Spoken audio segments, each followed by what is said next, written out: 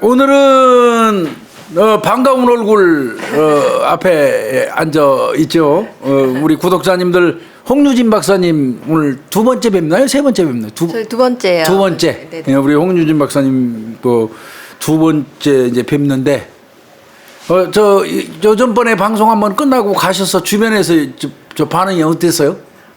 제가 왜 그때 우스갯소리로 댓글 안 볼 거다 이렇게 말씀드렸는데 댓글 안 보신다고 그랬잖아. 근데 이제 두 번째 이제 나와야 되니까 좀 반응이 어떤가 고쳐야 될 점 있나 이렇게 좀 봤거든요. 네. 근데 오히려 우리 구독해 주시는 분들은 댓글 다 좋게 써주셨는데 네. 제 주변 분들이 너무 저를 신랄하게 비판하셔가지고 왜 뭐라고 비판을? 많았어요. 일단 교수님 말씀 들을 때 너 눈알 좀 이렇게 희번뜩이면서 듣지 말아라. 교수님 불편하지. 그런 걸 가지고 얘기를 해? 별별 얘기 다 했어요. 왜 이렇게 착한 척하냐. 충격스러워서 이렇게 그럴 수 있는 거 아니야? 그런 얘기 전부 내 탓이네요, 결론은. 아닙니다. 그런 얘기도 들었고 뭐 이제 왜 착한 척 얘기하냐. 너 평소 성격대로 얘기해라. 안 착해요? 아니 저거 아니에요. 착해요. 나는 내가 볼 때 우리 홍유진 박사 굉장히 착하고 조신한 여성으로 나는 사람 볼 줄 알거든요.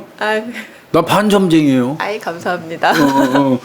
근데 이제 그런 얘기 그러니까 주변 사람들한테 좀 박한 평가를 네. 받았고 네. 우리 구독자님들은 역시 전문가 냄새가 나고 전문가 포스가 보인다. 그러고 진술 분석이라는 어떤 그냥 말로만 들었었잖아요. 네네. 사람들이 아마 언론이나 이런 데 접속해가지고 진술 분석가 뭐 말은 들어봤을 거예요. 근데 구체적으로 뭐 진술 분석하시는 분들이 어떤 분들이고 그 역할이 어떤 저 가치를 가지고 있고 이런 거 모르고 있었거든요. 근데 요전번에 우리 그 홍유진 박사 나와가지고 딱 그 얘기해 주니까 또 뭐 어떻게 보면 지식의 폭이 팍 늘어난 거예요, 우리 구독자님들이. 저도 이렇게 이거를 기회로 이렇게 좀 소개해드릴 수 있어서 제가 감사하죠. 이렇게 이런 일이 있다 이렇게. 홍 박사님은 그냥 짬짬이 나와 주셔야 돼. 불러주시면 언제든지. 네, 짬짬이 좀 나와주. 우리 박 PD하고 이렇게 통화해가지고 정하는 것 같은데 우리 정 PD님이 정하시나? 박 PD님하고 이렇게 통화하시나? 둘이서 오늘 뭐 이슈 진행하는데 우리 홍 박사님도 여성이라 네네. 요즘 여성분들 참 살기 힘든 것 같아요. 이런 사건들이 또 좀 많이 보도되고 그래서 더 그런 것 같아요. 그러니까 이게 너무 막 보도가 되는데 하도 요즘에 눈만 뜨면 누가 죽었다. 네. 여성분들 뭐 전자발찌찬 강윤성이 뭐 해가지고 막 여성분들 사망 막 이런 게 계속 나오고 헤어지자고 죽이고 뭐 한다고 죽이고 뭐 이런 게 막 계속 나오니까 불안한 것 같아요. 그래서 뭐 오늘 어쩔 수 없이 또 그 얘기를 해야 될 것 같은데 이거 한 세 곡씩 골랐어요. 네네. 그러면 좀 설명해 주시. 제가 먼저 얘기를 할게요. 네. 그게 국민일보에 나왔고 또 여러 보도에 많이 나왔어요. 이별을 통보했다 해가지고 이 자녀가 보는 앞에서 그 여성분을 살해한 30대 남성이 이게 최종적으로는 대법원에서 이제 무기징역으로 확정됐다는 그런 그 보도가 나온 거예요. 근데 이게 발생한 거는 작년 5월 달이더라고요. 작년 5월 달에 충남 부여에 있는 그 피해 여성 집에서 자녀 사이에 이렇게 누워서 있던 그 여성을 이 남성이 헤어지자 그랬다고 칼 들고 들어와가지고 살해했던 그런 사건입니다. 너무 잔혹하네요. 어떻게 자녀가 보고 있는데. 예. 아휴. 그렇죠. 이게 이제 이 사건이 아마 더 이제 주목을 받는 거는 아이가 봤잖아요.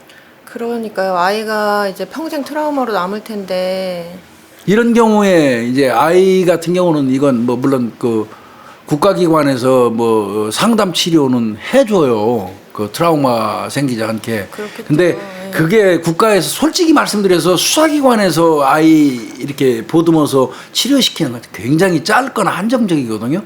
맞습니다. 그렇게 해서는 치유 안 되죠, 이 아이. 이건 어느 정도 좀 치료를 해야 될까요? 네. 이게 뭐 어떤 외상적 사건도 수준이라는 게 있잖아요. 그렇죠. 물론 그 사건을 개인이 얼마나 심각하게 받아들이냐에 따라서 그 사건이 뭐 심각해 게 받아들여지냐 아니냐 좀 경미하냐 이건 달라질 수 있지만 기본적으로는 이렇게 부모가 눈앞에서 살해를 당하는 네, 눈앞에서. 장면을 직접 그리고 이렇게 자고 있으면 거의 옆이잖아요. 바로 옆에예요, 옆이잖아요. 옆에. 네. 이렇게 멀리 떨어져서 이렇게 바로 옆에서 네. 막 튄 거죠, 뭐. 그래서 이 사건은 그냥 뭐 누구라도 굉장히 지금 심한 트라우마 경험을 할 수 있을 만한 거여서 이게 한두 번 갔다가는 쉽게 안 될 것 같아요. 이게 길게 가면 어쩌면 평생 동안 이 아이를 괴롭히는 그런 일이 될 수도 있을 것 같아요. 그래서 제가 이 부분 관련돼서요. 국가에서는 사실은 국가나 이제 궁극적으로 수사경화는 국가예요. 국가에서는 나름대로 이런 경우에 상담 시저사를 연결해주고 트라우마 치료에 집중합니다. 피해자 보호 또 그 피해자 유족의 보호를 위해서 한다고 홍보는 엄청나게 때려요. 네네. 저도 그 기관에서 근무했던 사람이에요. 근데 솔직히 말씀드려서 그거 그냥 요식행위 정해진 거 거기다 떠밀면 그걸로 끝이에요. 그러면 그냥 일정 부분 그냥 도합 몇 시간으로 계산하더라고요. 며칠이 아니라 네. 뭐 50시간, 40시간 상담 뭐 이런 식으로 하더라고요. 네네. 시간 정해놓고 그냥 꾸준히 오라고 불러가지고 만나보고 하는 형태로 하는데 안 가면 또 안 가는 대로 끝나고. 그렇죠. 이래서 이거는 사실상 이 국가에서 트라우마 치료를 해준다 하지만 실효성은 많지 않아 보여요. 그럴 바에야 저는 이런 생각이 드는데 홍 교수, 우리 홍 박사님 어떤 생각인지 모르겠는데 제 생각은요. 일단 1차 사건이 발생하면 국가기관 당연히 경찰이나 검찰에서 상담 추진해 주고요. 거기에서 1차 한 달 나기 끝나도 이 사람은 내가 생각할 때 지자체하고 연계해서 아주 긴 시간 동안에 완벽하다고 판단될 때까지 그 치료를 연장해 주는 시스템을 아예 강제로 만드는 게 어떨까 이런 생각이 좀 들거든요. 아주 좋은 생각 같아요. 이게 뭐 피해자 그 전담 그 요원도 지금 따로 뽑고 있지 않습니까? 예. 그런데 사실은 이 뭐 피해자가 하면 사건에서 뭐 진술도 해야 되고 뭐 신고도 해야 되고 막 그런 시기는 정신이 없는 시기거든요. 맞아요.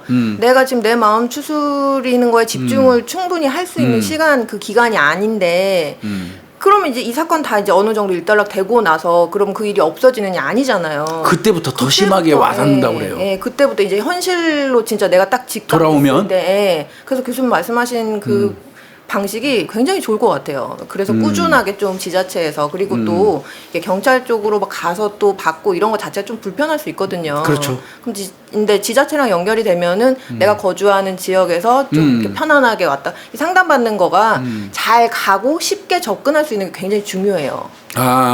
내가 지금 다른 일로도 너무 힘든데 막 또 힘들게 어딜 찾아가고 막 접근하기가 힘들고 이러면 또 불편하잖아요. 안 가죠. 예, 안 가게 되니까 이렇게 지자체에서 좀 연계해서 잘 편안하게 접근하고 치료받을 수 있게 하는 게 굉장히 중요하고 효과도 좋을 것 같아요. 그건 맞는 것 같죠. 네, 저는 네. 그 생각을 항상 해봤어요. 제가 취급하던 그 강력 사건의 피해자 유족들을 상대를 많이 했잖아요. 근데 우리가 해줄 수 있는 건 여기까지더라고요. 그리고 기본적으로 경찰이라는 이 존재가 사건이 다 마무리하고 검찰로 송치하고 나면 그 사건은 잊어버려야 돼요. 어차피 또 다른 사건을 위해서 뛰기 때문에 잃어버리게 돼요. 그런데 그 경우에 딱 단락 잊어버리면 안 되니까 지자체하고 그때부터 자연스럽게 연결시켜서 접근성이 좋은 맞습니다. 그런 쪽으로 그 시간 딱 정하지 않고 40시간, 50시간 정하지 맞습니다. 않고 예. 상담하시는 분이 요 정도 상태면 괜찮다고 판단될 때까지 이렇게 이어지는 이왕 국가에서 해주려면 그렇게 하는 게 좋겠다는 생각이 좀 들었어요. 맞죠. 복지 일종의 복지의 차원이잖아요. 국민들한테 그럼요. 할 수 있는.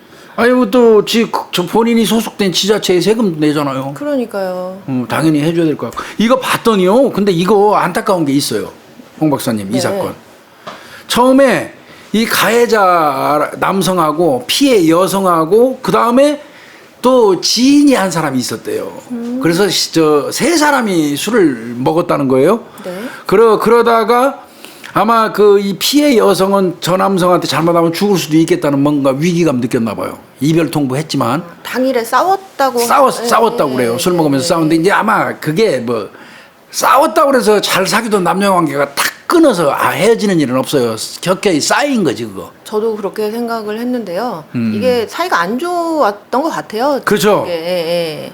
그러니까 이제 이제 피해 여성이 나 오늘 저 사람이랑 같이 있으면 죽을 것 같다. 그리고 이렇게 표현을 한 거 보면 기존에 그러니까. 싸울 때 좀 그 강도가 굉장히 좀 크지 않았나. 단순히 이렇게 말다툼을 하고 뭐 의견이 충돌되고 이 정도 수준이 아니었을 것 같아요. 그러니까 많이 이렇게 때렸나 봐요. 옛날에 2019년도 11월 달에 어디 여행 가는 문제로 여행 취소 뭐 관련돼 가지고 그때 이 남성이 여성을 엄청나게 때리고 잠자려고 그러는 그 여성 방에 들어갔는데 가서 강제로 또 성관계하고 뭐 이런 폭력을 행사했던 그런 이것도 요번에 이제 또 드러났어요. 조사하는 과정에서. 그러니까 이 여성분이 겁을 많이 먹은 것 같고 오늘 저 사람이랑 같이 가면 동거 형태였던 것 같아요. 네. 저 사람하고 같이 가면 오늘 나 죽을 것 같다 그러니까 이제 제3자 지인이 데리고 갔던 모양이에요. 아, 떼놓은 거죠 나름대로. 네. 근데 여기 아쉬운 부분이 있어요. 차라리 그냥 이거 경찰에다 했었으면 어떨까 싶기도 한데 그러니까 이제 아마 그 지인이 자기 차로 이 여성을 데리고 아마 인근 편의점으로 이렇게 데리고 갔고 떼어놓은 거네요. 떼어놓고 데리고 갔고 이제 쫓아온 거예요 이 남자가. 그래서 쫓아오니까 거기서 이제 그만 나 쫓아오지 말라고 너하고 끝이야 이랬던 모양인데 그게 이제 발단이 된 것 같습니다. 그러니까 요 남자는 간 게 아니고요. 이 여자가 돌아올 때까지 기다리고 있었어요. 그 인근에서. 그러다가 이제 여성이 네. 기가하니까 이제 따라 집 안에까지 따라 들어가서 애 그 틈 사이에 누워 있는데 공격한 겁니다. 이게 이제 그래서 이거 아마 항소심까지 가고 뭐 해서 궁극적으로 대법원에서 무기징역 때렸습니다. 이게 뭐 무기징역이 확정됐는데 이거 뭐 늘 말씀드리지만 무기징역 이거 자꾸 감형이 있어가지고 걱정스럽기는 하고 하여튼 이게 참 헤어지자고 한다고 죽인다. 우리 사회에 너무 이제 그 분노가 이게 분노 범죄라고 하잖아요. 그렇죠. 이런 거 보면 이 본인 헤어질 수 있죠. 만나다가 헤어지는 게 어디 뭐 안 될 일은 아니지 않습니까? 근데 이렇게 자녀가 보는 앞에서 이렇게 잔혹하게 살해를 했다니 참 사람 아니에요 이거. 그렇죠. 그 무슨 짓을 할래다도 아이가 있으면 멈추는 게 인지상정이고 사람의 도리인데 글쎄 말이야. 애가 보고 있는데 옆에 같이 누워 있는 엄마를 흉기로 공격해갖고 현장에서 살해하면 이게 짐승이지 사람입니까 이거? 글쎄 말입니다. 이건 짐승이지 사람 아니에요. 이거는 아이 트라우마 관련돼서 정말 치료 잘해 줘야 될 것 같고요. 근데 이제 홍 박사님 이제 사적으로 저는 이런 생각이 좀 들거든요. 지금 코로나가 2년 돼가요. 그렇죠. 예, 지금 우리 사회에 2년 돼가거든요. 이거 2년 정도 통제 아닌 뭐 통제를 지금 받고 있는 거 아니에요. 그럼 사람들 가슴 속에 지금 불평, 불만, 짜증이 한꺼번에 꽉꽉 뭉쳐 있어요. 그렇겠죠. 네. 예, 사소한 거에도 불 붙고 이런 정도의 어떤 그 현상, 사회 현상이 일어나면 제일 먼저 신경 써야 할 사람들은 치안 당국이에요. 경찰 당국이나 검찰이나 이 수사 쪽 그 파트에 근무하는 사람들은 이런 경우에는 원래 특별 대책을 세워요. 치안 관련해서. 저는 현직에서 32년 근무할 때 뭐 조금만 사회 현상이 이상하면 무슨 특별 대책하고 막 내려오던 거를 기억을 많이 하거든요. 예. 그런데 묘해요. 코로나가 발생하고 나서 그 이후에는 이 정국은 한 2년 가까이 코로나 전국에 의해서 사람들이 그 불만이 누적되고 지금 그 폭발 직전이거든요. 맞습니다. 이거 관련돼서 어떤 그 특별 대책, 뭐 치안 특별 대책 이런 걸 세우질 않는 것 같아요. 난 이거 근래 와서 경찰도 참 많이 변한다, 많이 좀 바뀌었다 이런 생각이 좀 들기 시작하는데 이건 내가 생각할 때는 부정적인 방향으로 바뀐 거라고 봐요. 지금쯤은 이거 강력 사건 지금 굉장히 내재돼 있다고 저는 생각 들거든요. 맞습니다. 교수님 이렇게 방금 말씀하신 것처럼 사실 이제 그 서초동에 뭐 법원이랑 이제 예, 경찰청이랑 뭐 경찰서랑 다 모여져 있으니까 그 변호사들도 모여져 있고 해서 이제 그 서초동 동네에서는 코로나 시국 나고 약간 지금 교수님이 말씀해주신 거랑 반대의 이야기를 하긴 해요. 너무 조용하다. 그러니까 사람들이 많이 안 다니니까 범죄가 발생을 많이 좀 부딪히고 뭐 하고 해야 이제 범죄도 더 많이 발생하는데 좀 조용하다 이런 이제 그런 좀 이야기들을 하고 있는데 근데 문제는 뭐냐면 방금 교수님 말씀하신 것처럼 사람들이 스트레스가 굉장히 좀 많고 불편감을 느끼다 보니까 범죄 뭐 수는 물론 이건 통계적으로 확인해 봐야 되겠지만 그건 차치하고 굉장히 이렇게 폭발적으로 강력하게 맞습니다. 발생하는 범죄가 생길 가능성이 굉장히 높을 수 있다라는 거죠. 저는 우려하는 게 그거예요. 네. 그 통행 접촉이 적으면 그 여타 건수 작은 건 안 늘어날 거예요. 그렇지만 한번 터지면 강력해요. 네, 그게 문제죠. 그거에 대한 대책이 좀 있어야 돼요. 치안 당국이 지금 그런 거 신경 써야 됩니다. 이건 경찰 당국만 해서는 안 돼요. 사회학자들이라든지 심리학자들하고 맞습니다. 원탁에 모여 앉아야 돼요. 지금쯤이면 경찰청장 주관하에 원탁에 모여 앉아야 돼요. 우리나라 사회학자, 심리학자 모여 앉아가지고 지금 코로나 전국이 2년 가까이 이어지는데 지금 사람들 가슴이 이렇게 뭉쳐 있는 게 이게 일시에 폭발하면 강력 사건은 하나만 나도 사회에 엄청난 충격을 주잖아요. 그러니까요. 강윤성이 사건만 해도 그런 거 아닙니까 지금? 맞습니다. 그래서 이제 그런 게 필요한데 왜 이렇게 그런 부분은 관심이 없는 것 같은 느낌이 자꾸 들어서 좀 걱정스러워 하고 있겠죠? 하고 있겠죠.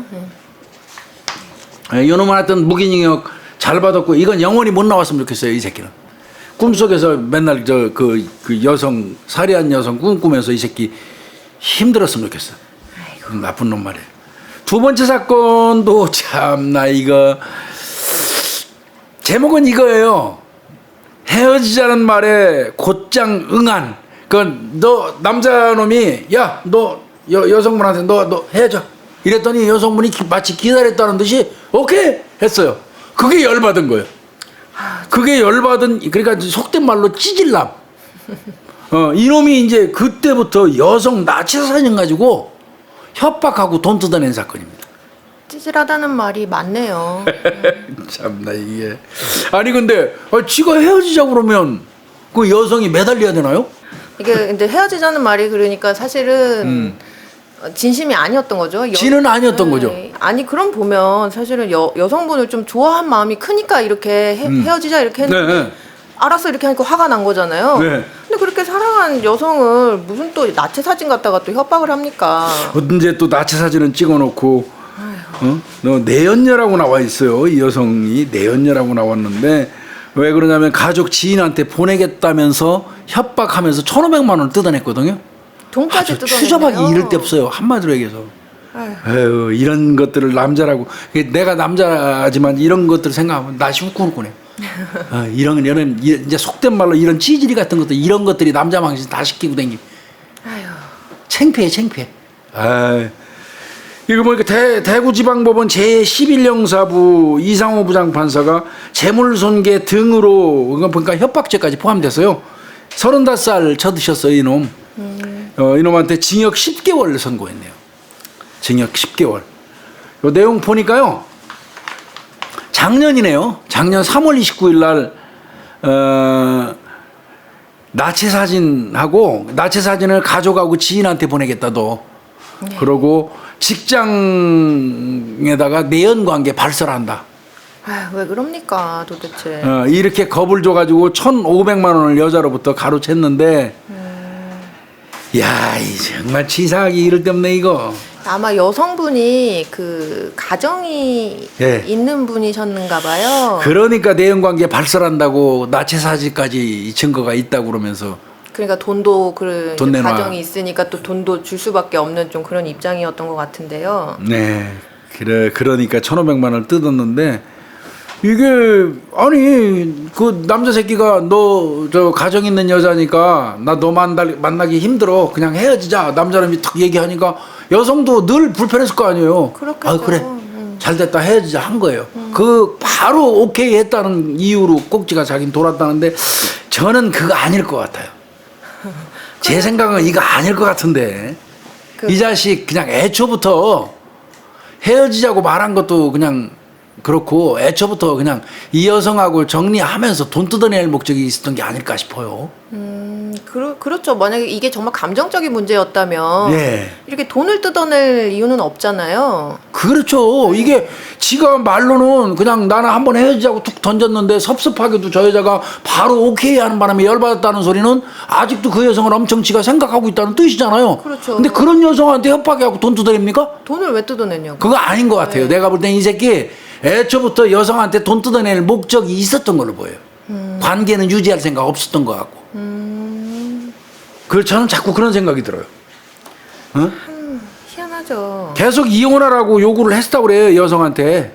그러니까 교수님 말씀이 약간 그 생각이 맞으신 것 같은 게, 이 남자가 전에도 돈 달라고 했던 그 전적이 있다면서요? 예. 맞아요, 맞아요.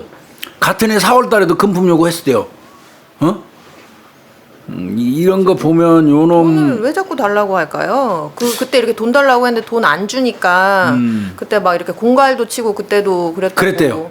하는 거 보면 이게 돈 목적 아닐까요? 예, 좀 순수하게 어떤 그 감정적인 부분이 아니고 여성한테 좀 어떤 금전적인 부분을 좀 기대를 하고 만난 것 같아요. 그러니까 유부녀 아니겠어요? 이를테면 네네. 그 유부녀 만나면서 유부녀라는 어떤 약점을 이용해서 이 자식은 이제 그 기생충처럼 붙어가지고 계속 돈 뜯어내는 어떤 용도로 활용했던 것 같아요. 내가 볼 때. 그럴 수 있을 것 같아요. 근데 진짜 이 사람이 찌질한 게 맞는 게 1,500만 원 뜯어냈잖아요. 네. 그리고 다 잡혀서 그 1,500만 원 돌려주고 또 1,500만 원 더 줬다면서요? 아, 그러니까 추가로 이체했대요. 그러니까 네. 1,500, 3,000 준 거네요. 1,500까지 가고. 그쵸, 예. 그러니까 또 처벌받는 건 겁이 또 엄청 났던 것 같아요. 그런 것 같아요. 이제 이건 다행이죠. 뭐 여성분 입장에서는 다행이죠. 뭐 그동안 당했던 거 1,500이라도 보상받으면. 맞습니다. 네. 이게 이제 아마 취하해달라고 협박도 많이 했던 것 같고요. 이렇게 겁낼 거면 애초에 이런 짓을 왜 합니까? 비굴한 새끼죠 이거. 이런 새끼들이 남자들 망신 다 시키는 게 진짜. 그래도 하여튼 네. 징역 10월 받았어요.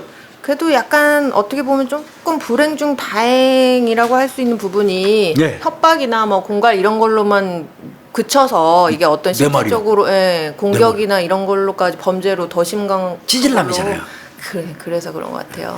하여튼 아유 망신스럽고요. 하여튼 근데 이 가정이 있는 사람들의 어떤 일탈 이 부분이 본의 아니게 본인한테는 정말 어떤 이 협박이나 공갈의 대상자가 될 수 있거든요. 맞습니다. 또 그걸 노리는 사람들이 많아요. 있으니까요. 예. 많아요.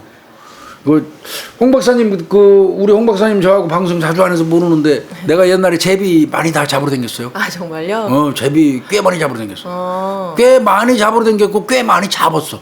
그 제비라고 속칭 제비라고 하는 사람들은 어때요? 정말로 언변이 이렇게 막 화려하고 아니 그렇지는 않아요. 그러진 않아요? 아 근데 이제 허우대는 멀쩡하고 허우대는 멀쩡하고 어떻게 보면 호감이 가죠.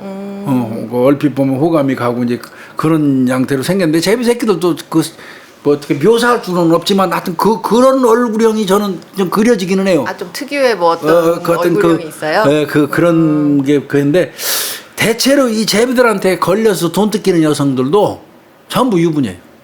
그럴 것 같아요. 약점이 네. 되니까요, 그게. 예, 그래서 유부녀들이 어떻게 하다가 제비한테 한번 걸려갖고 이제 속된 말로 잠자리 한번 하고 나는 순간부터 이제 딱 속된 말로 걔한테 이제 돈 공급원이야.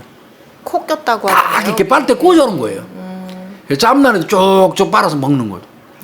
돈 안 주면 저 이거 제비 사건 기억나는 게 있는데 그게 사우디아라비아 쪽하고 중동으로 우리나라에서 진짜 우리나라 잘 사는 지 얼마 안 됐잖아요. 그렇죠. 거기 열아의 나라 모래밭에 가서 땅 파가지고 돈 벌어 오고 그랬잖아요. 네. 그때 사건인데 이 여성분이 캬바레에 가서 바람났어요. 제비 만났어요. 춤바람 났다고 제가 하잖아요. 동두천에 있을 때인데 춤바람이 났어요. 그래갖고 제비한테 이제 막 다 뜯겼어. 사우디아라비아에서 돈 버는 거 막 보내주면 이제 그 사람은 막 열심히 벌어가지고 보내줘서 마누라가 잘해가지고 집도 큰 거 사고 애들도 가르치고 그러려고 열심히 땅 파서 보내줬는데 이 여자가 오는 족족 바람이 나갖고 그 새끼한테 쪽쪽 빨린 거예요. 아이고. 네. 그렇게 되다가 남편이 이제 귀국하게 됐는데 이 수습이 안 되는 거지. 그렇겠죠. 예. 네, 수습이 안 되니까 여자가 아이 버리고 집을 나왔어요.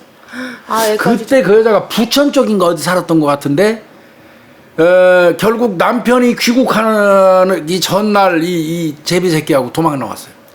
그 결과가 좋지 않은 네, 것 도망 나와서 하필이면 우리 관할인데 그때 옛날에는 의정부 경찰서에 동두천, 양주, 의정부 다 같이 관할했거든요. 그 동천에 있는 허름한 여인숙에서 두 사람이 투숙하고 있는데 그 남편이 어떻게 찾았어요. 찾았겠죠. 지금. 어떻게 그 장소를 찾았어. 그래가지고 두 사람 그냥 또 칼로 찔러가지고 그 제비는 사망하고 여성분은 거의 중상. 참 다 모두한테 비가 와, 오잖아요. 근데 정말 그 남자분 그 현장에서 체포됐거든요. 현장에서 더 뭐 그들 찌르고 난 다음에 뭐 딴 사람한테 해코지하거나 경찰 출동한 경찰한테 대응한 것도 없이 그대로 잡혔거든요. 근데 그분 데려다 조사받으면서 담당 형사도 많이 울었다니까요. 형사가 그 살인 사건의 가해자 조사받으면서 울었다는 거예요. 참 안타깝습니다. 그 사건 그 조사받았던 게 이무찬 형사인가 내 기억이 잘 안 나는데 하여튼 그 형사가 그 얘기 하더라고. 피해자 조사 받으면서 많이 울었다고. 아니 가해자 조사 받으면서. 아이고. 가정이 한 가정이 아이는 또 어떡합니까? 그러니까 애들까지 그거 어떡하냐고요. 그래서 참 가정 두고 이런 내연 관계 유지하고 이거는 내가 볼 때 항상 위험성을 내포하고 살아가는 거다. 왜 이렇게 줄타기 하면서 살아요? 맞습니다. 털고 만나면 좋을 것 같아요. 맞습니다. 헤어지려면. 차라리 이게 좋은 다른 사람이 생겼으면 정리하고 그 사람 그랬으면 좋겠어요. 이 요즘 세상은 뭐 꼭 한 군데 결혼해서 마루고 닳도록 살으라는 그런 세상 아니잖아요. 요즘은 조금 세상이 변했죠. 의견 차이가 있으면 헤어지기도 하고 그러잖아요. 저는 죽으나 사나 살아야 되지만. 하여튼 이런 아마 이 여성분도 피해자지만 그런 그 잘못된 선택이 있었기 때문에 한편 어떻게 보면 이런 꼴도 당한 거예요. 그럴 수 있죠. 네. 하긴 또 누구는 그러더라고요. 금지된 사랑하는 것처럼 끈끈한 사랑은 없다고. 그 말 믿지 않습니다 저는. 사랑은 끈끈하면 안 돼요. 그럼 사랑은 어때야 되나요, 교수님? 그냥 맹목적이어야 되는데 그래도 끈끈한 사랑은 아니죠. 끈끈한 거는 저는 아니라고 봐요. 끈끈한 사랑? 누가 그러더라고요. 금지된 사랑이 가장 끈끈한 사랑이다 그런 얘기를 하는데 일견 얼핏 듣기에는 괜찮은 것처럼 들려요. 모든 그 사회의 편견과 제도와 풍습과 규율 규정을 초월해서 그 사람 하나를 만난다면 참 끈끈하다 말 그대로 뭐 그냥 영원한 사랑 같이 느껴지지만 아니거든요. 거기에는 사랑의 정말 순수한 그 사랑의 감정만 있는 게 아니고 맞아. 방금 말씀하신 것처럼 내가 이 사랑을 선택함으로써 뭐 포기해야 될 것들, 포기한 것들, 아니면 얻을 수 있었는데 얻지 못한 것들 이런 것들이 그 사람한테 다 초점화돼 있기 때문에 이걸 정말 더 큰 사랑이라고 지금 느끼는 건데 어떻게 보면 착각이죠. 네, 착각이죠. 착각이죠. 네. 맞습니다. 저도 그 착각이라고 봐요. 뭐 여기서 뭐 범죄하면서 사랑타령 얘기 할 얘기는 많아요. 재밌는 근데 요즘에서 넘어가고 마지막 꼭지 하나 더 할까요? 네. 자 이거 참 이제 이따 라이브 시간에 이제 그 강윤성이 다룰 거 아니에요. 네. 강윤성이 오늘 얘기 좀 많이 해주세요. 네. 근데 요놈 안 다룰 수가 없어요. 아마 우리 정 PD님이 이놈 그 상다구리 그 올려서 이 새끼 검거하는데 일조했으면 좋겠어. 사건 의뢰로 신고해 줬으면 좋겠어. 이 새끼 마창진 잡혀야 될 텐데요. 예, 성범죄자 쉬운 살 먹은 마창진이 요놈도 지금 전자발찌 끊고 도망갔잖아요. 요놈 빨리 잡아야 돼요. 아휴.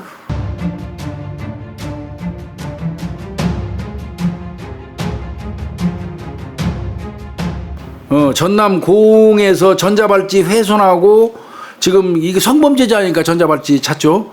열흘 넘게 행방이 묘연하다. 그래서 경찰이 공개 수배했거든요. 아유. 걸음걸이 있죠. 조금 걸음걸이가 특징이 있는 것 같습니다. 이게 보니까. 네네. 팔자걸음이라고 안짱이요? 팔자. 팔자걸음. 네. 이렇게 많이 팔자걸음. 이렇게. 이렇게. 팔자걸음 그러면은 요 걸음걸이는 순식간에 못 고쳐요. 그죠. 예. 안장걸음이 있고 팔자걸음이 있잖아요. 뭐 그런데 요 걸음걸이는 순식간에 고치지는 못합니다. 저도 제 걸음걸이 특유의 걸음걸이가 있어서요. 저를 자주 본 사람들은 그 얼굴 가리고 걸어가도 저 금방 찾을 수 있어요. 그래서 외국에서는 어떤 뭐 지문이나 이런 것처럼 걸음걸이가 방금 교수님 말씀하신 네. 것처럼 되게 몸에 배어 있는 습관적인 거라서 고치지 못해서 예. 어떤 그 개개인의 특징이 다 포함되어 있어서 그거를 하나의 시그니처처럼 해서 예. 뭐 CCTV나 요즘 잘 발달돼 있잖아요. 예. 그래서 그걸 분석해가지고 동일인 분석하는 하나의 요인으로 이 발걸음, 예. 걸음걸이를 또 연구하는 분야도 있더라고요. 여러 가지가 나와요. 걸음걸이에서 그 사람의 신체 구조, 뭐 골반이 약간 뒤틀려 있을 것이다. 그다음에 보폭 계산해가지고 신발 사이즈 계산하고 키도 추정하고 이런 게 많거든요. 그래서 이제 요즘에는 그런 게 있고 얘는 지난달이니까 8월 21일 날이네요. 그렇네요. 8월 21일 날 전남 장흥에서 전자발찌 훼손하고 도망갔어요. 쉬운 살인데 마창진이 마시네요. 마창진. 네. 근데 이 자식이 어떤 범행 저지른 줄 아세요? 전자발찌 타게 된 이유가? 성폭행이라고 알려져 있는데 어떤가요?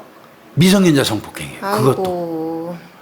예, 성폭행이라고 해가지고 무작정 전자발찌 채우는 건 아니에요. 그렇죠. 근데 미성년자 성폭행한 거는 거의 100% 네. 전자발찌 채웁니다. 2011년 8월 달에 미성년자 2명을 한 명도 아니고요. 예, 2011년도 8월 달에 한여름에 미성년자 2명을 성폭행해가지고 그 이듬해 이놈이 징역 5년 받았던 거예요. 별로 안 받았네요. 예. 이게 옛날이어서 너무 싸요 이거. 2011년 당시라고 하더라도 10년 전이니까 징역 5년 선고받았는데 이제 아마 전자발찌 부착명령을 받은 것 같아요.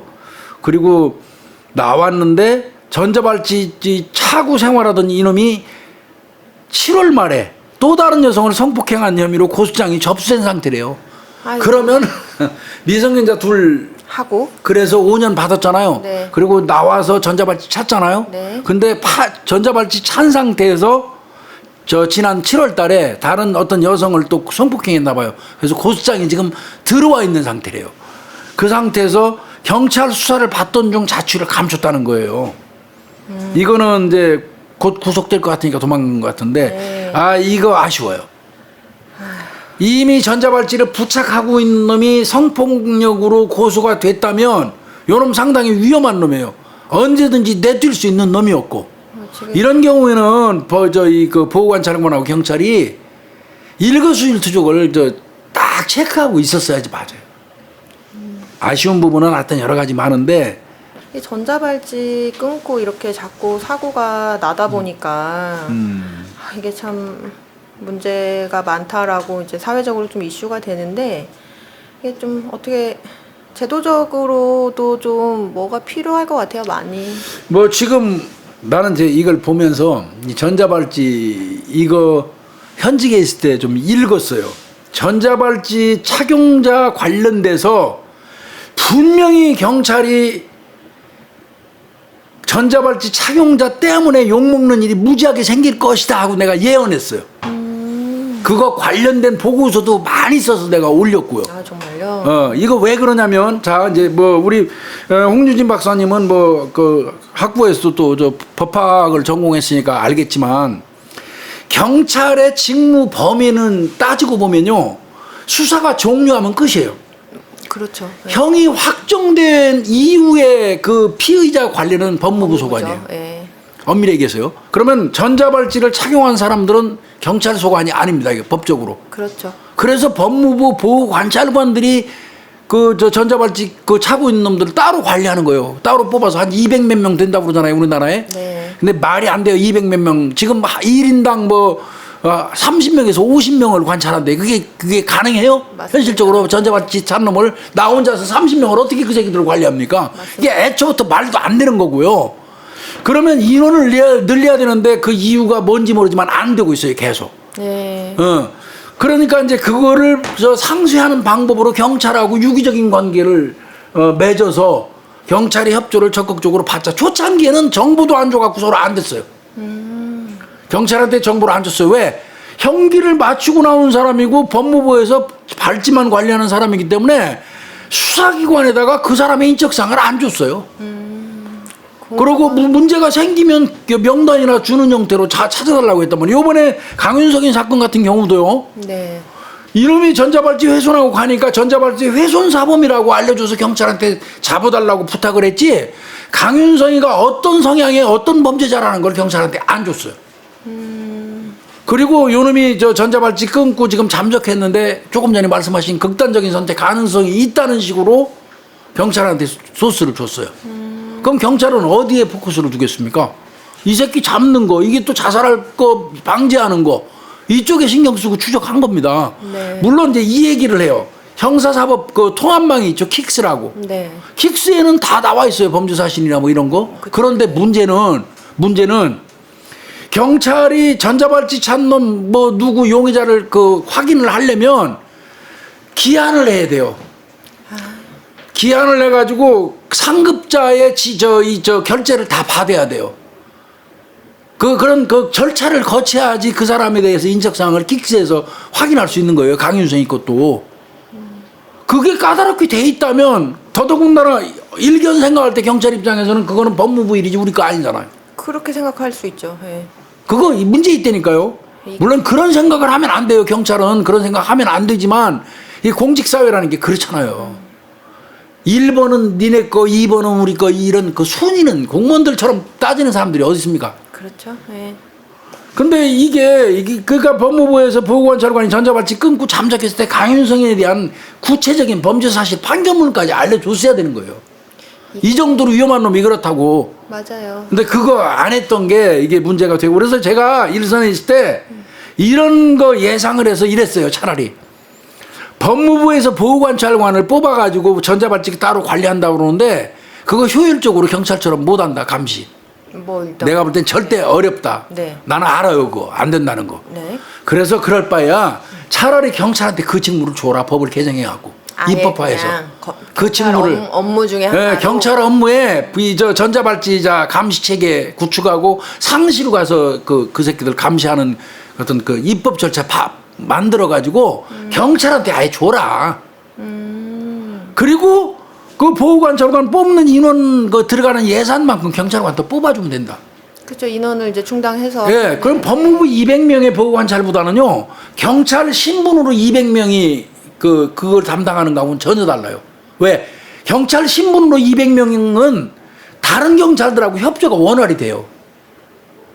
그렇죠. 그죠? 같은 소속이니까. 그렇죠. 제가 그 보고서를 한 서너 번 올렸던 것 같아요. 한 서너 번 올렸던 것 같아요. 이거 효율적이지 않고 분명히 말썽 생긴다. 이게 이제 효율성의 측면에서 생각하면 그런데 또 이제 아까 교수님 말씀해 주신 것처럼 이게 누구의 일이냐에 있어서 이제 출소를 이미 다 끝나고 하면은 그게 이제 보호관찰 쪽으로 소속이 될 수밖에 없기 때문에 이제 아마 그게 이제 현행 법 네. 제도 내에서는 형이 확정된 자는 경찰이 개입할 수 없도록 돼 있기 때문에 그 문제 때문에 다만 이제 전자발찌를 끊는 순간 형사 사건이 되니까 자연스럽게 경찰이 개입하는 거죠. 전자발찌 차고 있는 그놈에 대해서는 경찰은 그 근처도 못 가요. 참 이게 제도가 참 그렇습니다. 그렇죠? 예, 이게 문제이기도 해요. 그래서 저는 그런 생각도 사실 해봤었어요. 경찰에 소속된 200명이 지금 보호관찰관 200명하고 직무의 효율성을 따지면 경찰에 소속된 200명은 경찰 신분이라면 자기 친정 주변에 있는 경찰들의 도움이 적극적으로 있기 때문에 훨씬 활용할 수 있는 데이터나 접근성도 낮다는 거죠. 그러니까 이제 이거 고쳐야 될 게요. 분명한 거는 앞으로는 보호관찰관들이 전자발찌 끊고 잠적하고 도주하는 놈 정보는 경찰이 스스로 들어가서 킥스로 결제받아갖고 그 어떤 그 결제 과정 거치게 하지 말고요. 다이렉트로 줘야 돼요.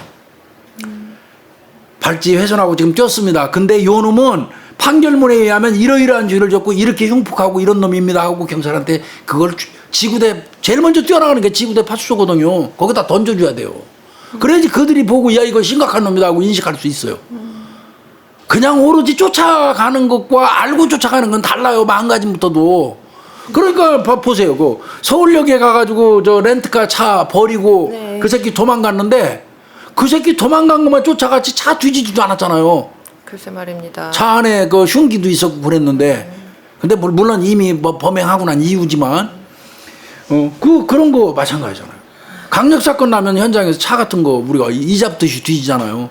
만약에 보건관찰관이 이놈이 어떤 놈이라는 성향 뭐 이런 거 등등을 얘기해서 경찰한테 지구대 파출소 그 서울역 쫓아나간 경찰한테 줬었으면 걔들 아마 그 차 다 뒤지고 했겠죠. 다른 각도로 그놈을 추적하면서 생각을 했을 거예요. 이런 부분은 굉장히 아쉬운 부분이에요. 이게 어떤 체제가 유지가 되려 그러면 어떤 절차나 제도 이게 반드시 뭐 이제 존재해야 되는 건 사실인데 때로는 그게 어떤 이제 효율성이나 발목을 잡는 경우들도 맞아요. 생기는 경우가 있으니까 그게 좀 안타깝네요. 그리고 이제 우범자 홍 박사님은 들어봤죠? 경찰에서 우범자 관리라는 거. 네네네.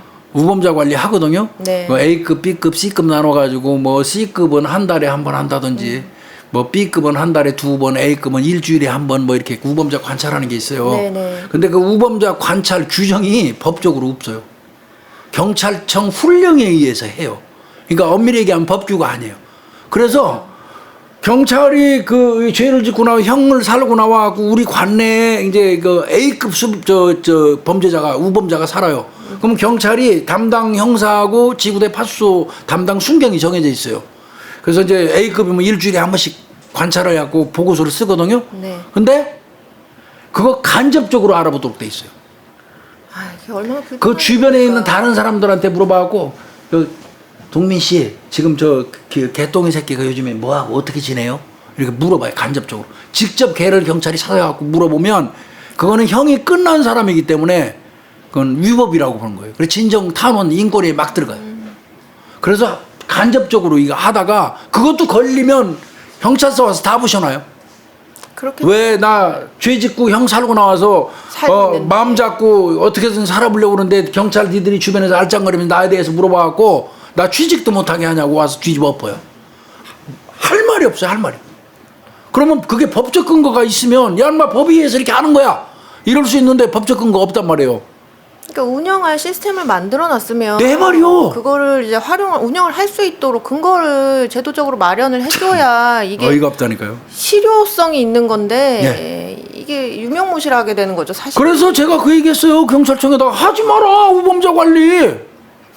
못하는데 뭐 어떻게? 법도 없는 걸 만들어 갖고 저 니들이 알아서 슬기롭게 해가지고 걸리면 징계 먹고. 이런 부분을 책임감 없는. 또 반영을 하면 결국 좋은 결과를 또 어떻게 좀 낼 수도 있는 부분이니까 좀 이런 부분들 우리 교수님께서 지금 분노하셨는데 잘 반영이 됐으면 좋겠습니다. 네, 저 수사과장 할 때 직원들 우범자 관찰하는 거, 야 대충 써갖고 와. 대충 써와. 화나시니까. 대충 써와. 그거 무리해서 하지 마. 책임져 줄로 아무도 없어. 나도 책임 못 져. 저 솔직히 그래서 미움도 많이 받았는데 정말 이거 문제예요. 그러니까 그런 거 어떤 그런 거 경찰관 직무집행법이나 이런 거 어떤 법규에다가 할 수 있는 근거를 만들어주고 그거 전쟁터 나가는 것만 총 지어주는 건 지극히 당연하잖아. 그렇죠.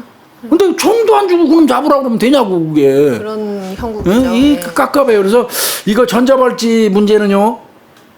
지금 이거 손봐야 돼요.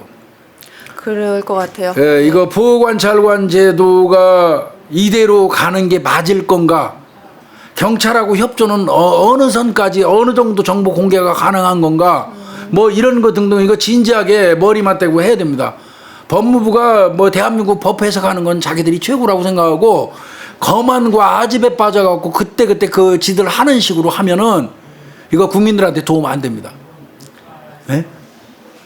이게 좀 장기적으로 크게 네. 놓고 이제 필요한 것들을 짜야 되는데 무슨 사건 하나 터지면 어떻게 하면서 땜빵. 하나 땜빵 또 뭐 그러면 또 땜빵 이러다 보니까 이게 구멍이 생길 수밖에 없는. 요번에 터지니까 강윤성이 사건 터지니까 그 얘기는 했대요. 경찰에다가 적극적으로 정보 제공한다고. 초기 단계에서부터 그게 대책이에요. 보호관찰관 한 200명 남짓밖에 안 돼갖고 도저히 1인당 보호관찰관이 그 전자발찌 한 새끼들 다 관리할 수 없다는 걸 어떻게 보강하겠다는 말은 없어요. 그 문제가 사실은 제일 시급한 문제잖아요. 엄청 시급하죠. 당장 지금 그걸 어떻게 이제 제일 첫 번 1차적으로 처리해야 되는 문제인데 3명, 한 사람 보호관찰관이 3명에서 5명 이내로 줄여주지 않으면요 효율적으로 이 전자발찌 찬 놈들 관리 못해요.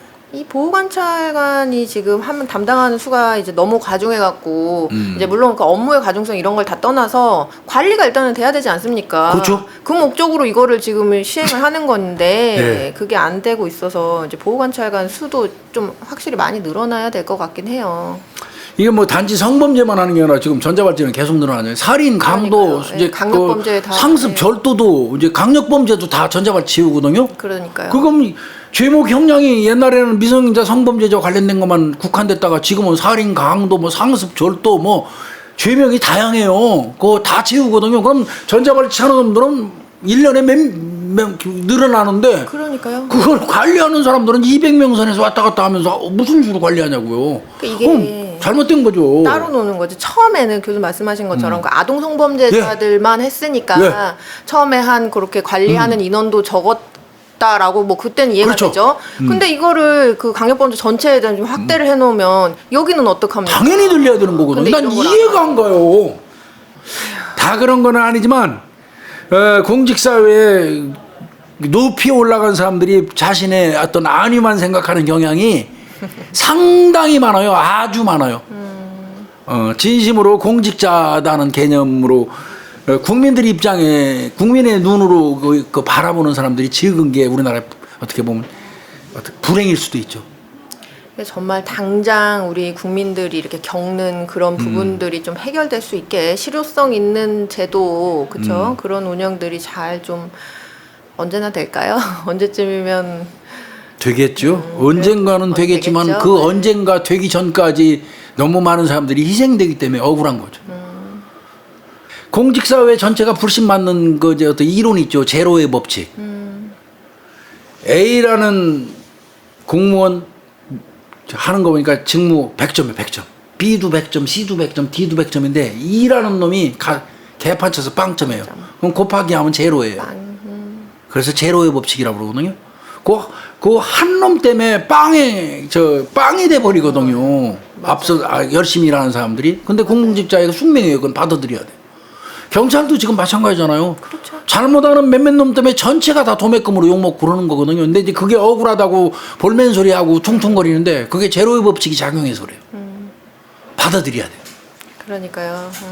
받아들여야 돼요. 주인이 국민이기 때문에 받아들여야 돼요. 이게 일종의 어떻게 보면 그 직업 의식이잖아요. 네. 이게 뭐 사기업에 있는 분들이나 뭐 개인업 하시는 분들뿐만 아니고 전문가 이런 뿐만 아니고 공무원도 직원이니까 공직도 직원이니까 어떤 그런 좀 직업 의식을 특히 더 가져야죠. 많이 가져야죠. 분들은. 많이. 저는 늘 말씀드리지만 특히 우리 경찰. 지금 일선에서 내가 얼핏 얘기 듣기로는 일선에서 이제 근무하는 그 경찰관들 요 근래에 들어온 친구들이 본인이 회사원인 줄 아는데요. 경찰은 회사원 아니에요. 회사원처럼 가서 자기 주어진 시간에 그냥 자기 일만 열심히 하고 그만두고 가면 그만인 걸로 인식하는 그런 회사원 개념보다는 이 경찰은 그런 생각하면 안 돼요. 공무를 하는 사람 분들이 네, 그리고 그걸 넘어서야죠. 어떤 내가 국민의 그 생명과 재산을 보호한다는 어떤 숭고한 가치, 어떤 그 철학 속에서 난 들어왔으니까 그 부분을 좀 염두에 늘 두고 있어야 되거든요. 홍 박사님, 오늘 이슈는 여기서 끊죠? 네. 고생하셨습니다. 감사합니다. 네.